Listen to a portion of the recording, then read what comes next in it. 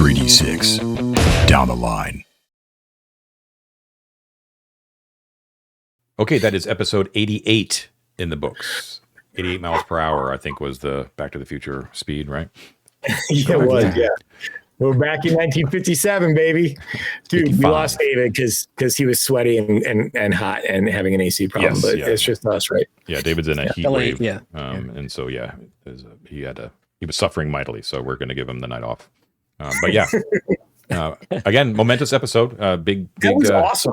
Big changes made. So congratulations. All positive, I would say, pretty much. Beautiful, beautiful. Like if you told me before the session started that we would do this session without a die being rolled, I would not have believed you. Is that another? Yeah, it's another session, no die roll. Wow, geez. There you go. Old school, people. Old school. You should make a color for the thumbnail for No Dice episodes and see how many we end up. Yeah, seriously. End up with.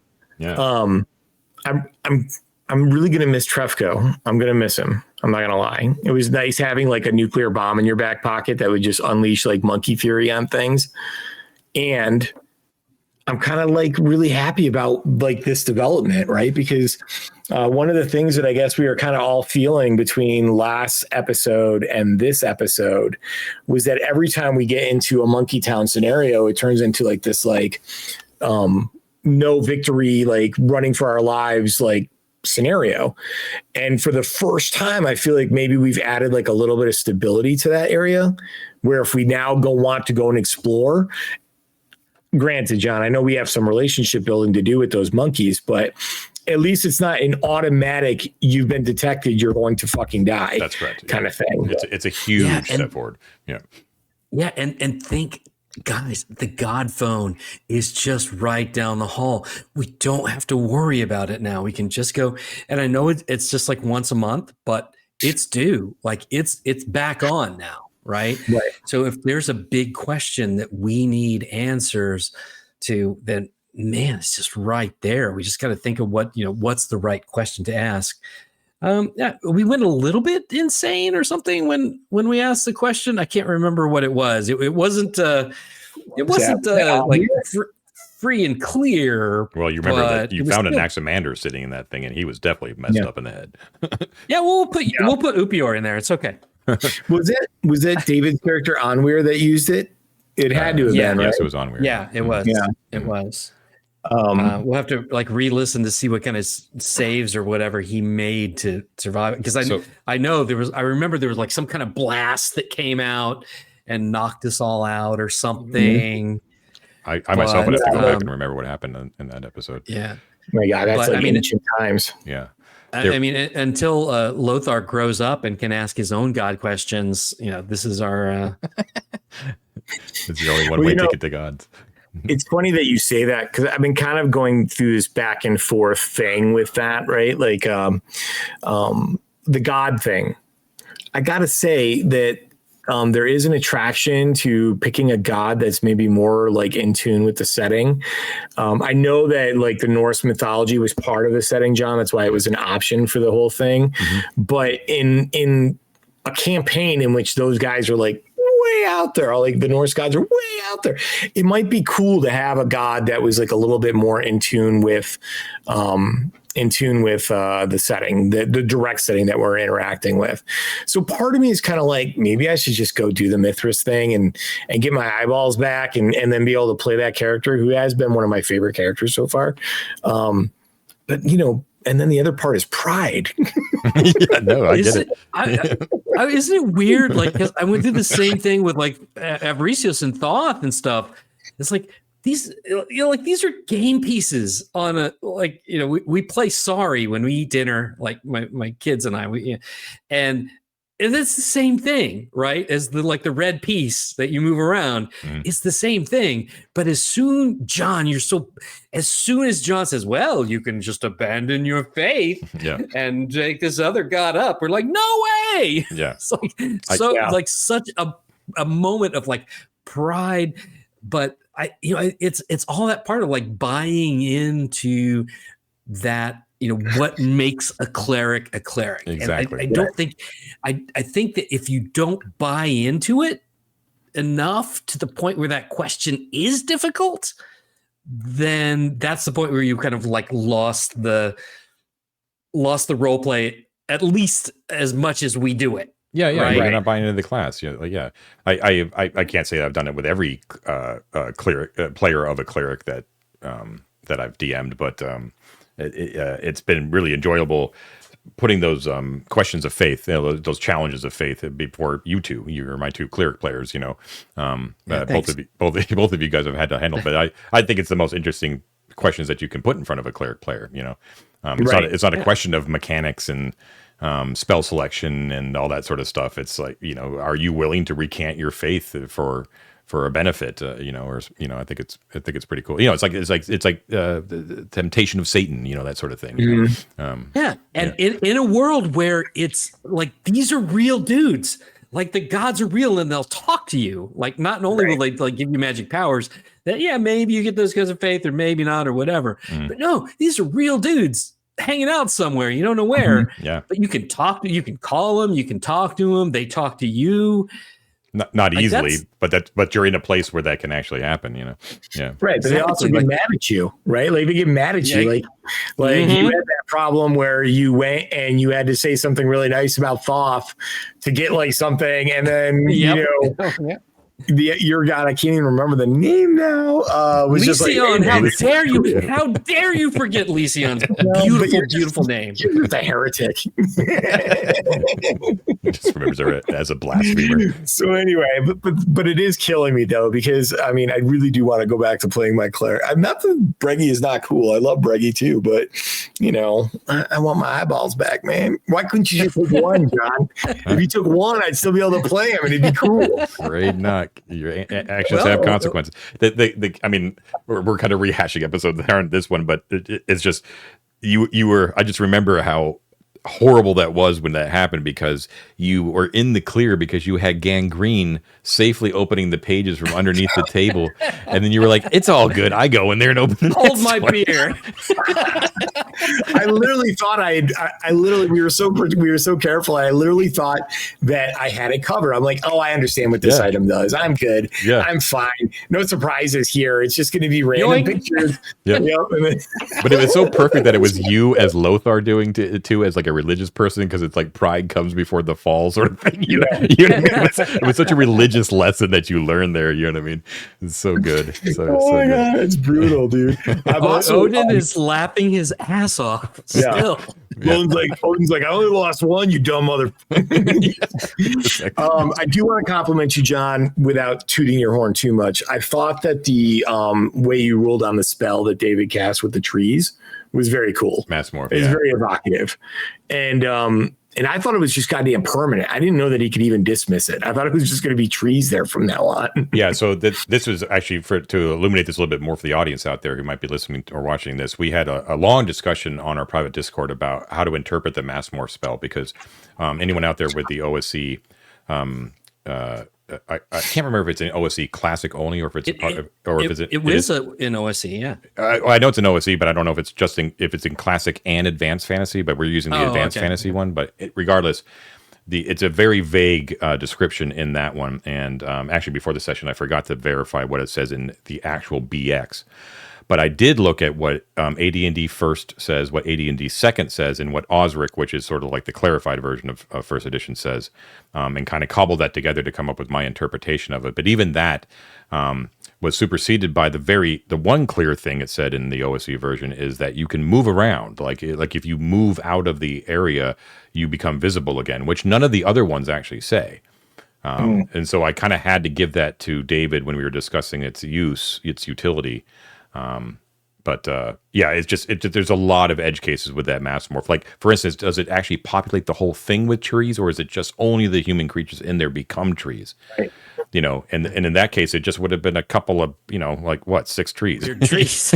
Right. Somebody cut those down. They're in our way. No. Yeah.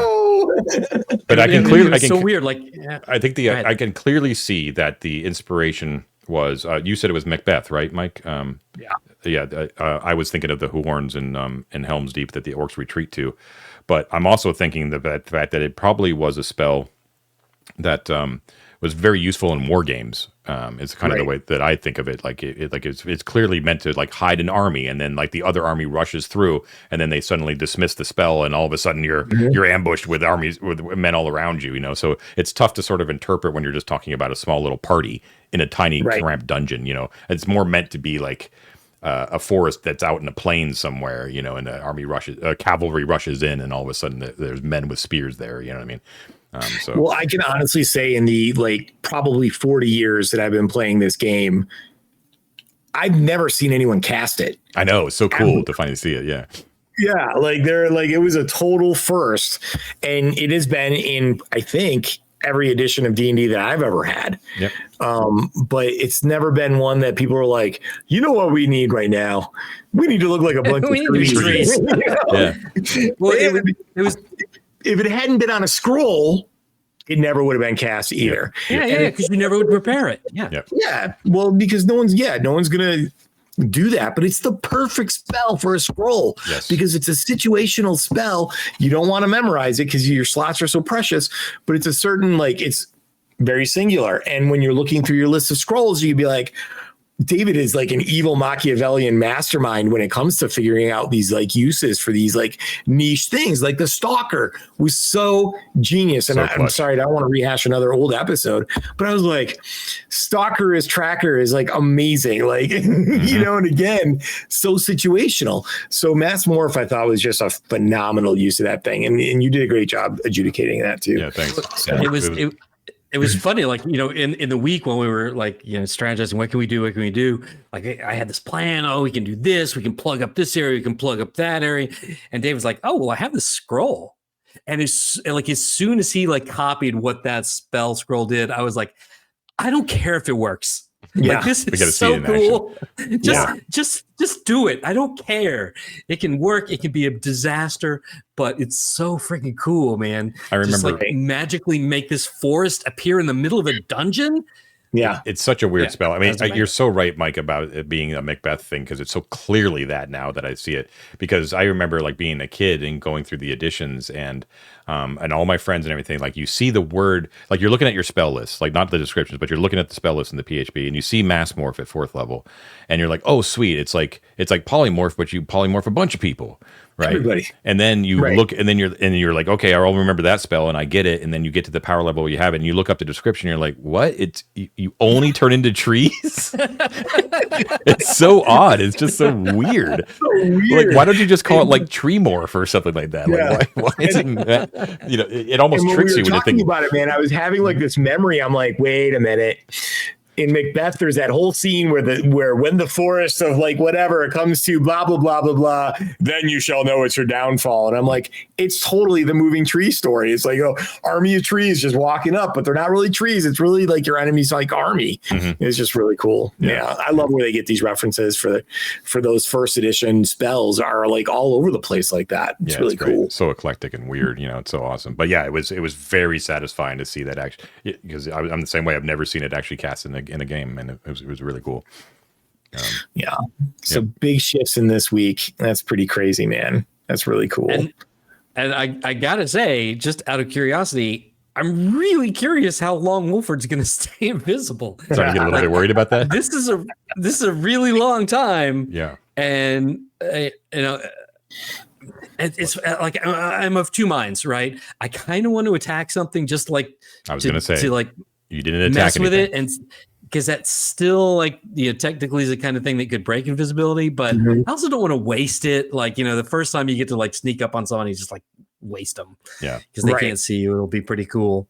Imagine if you were still Wolford the Barbarian. You would have gone insane. Oh, man. Just like, no, get this off. Get it off of me. Get it off of me. Yeah. You probably would have attacked somebody out of frustration and then broken the spell. Maybe we don't know. We don't know. Yeah. Yep, maybe he's invisible forever. I think my big overhanging like question now is, where is Dano and when is she coming back? Because I think she will. I think if anything, she's probably out finding her LCRP patrols, and then coming back. Because I wasn't really bullshitting with Keenum there, man. I honestly think that that's what's going to happen. If the goblins set up shop there, eventually all these hard pipe hitting, gangsters are going to come back and they're going to be like, what are you doing in our house? And it's going to be a thing. Yep. And so I don't know. Well, the problem is you don't know numbers. That's the thing. Right. And so I was kind of playing Wiskeenum as I was trying to be in Wiskeenum's head, not like a DM's head. Like if he hears news that the place has been wiped out and he's super psyched because then he can move in. And if he hears that there is a remnant left, he's like to a goblin who is naturally cowardly. He's just looking around like his massive amount of forces, and like he won't move. I got numbers. Yeah, he won't move to expand unless he's got overwhelming numbers, like where it's a sure thing. And the way he's seeing it is like it could be 10, it could be 20, whatever. I can hack it because how many could it really be? Like how awesome could they actually be? You actually don't know that either. You've only heard the stories, right? You've seen them, but you've never seen them in action.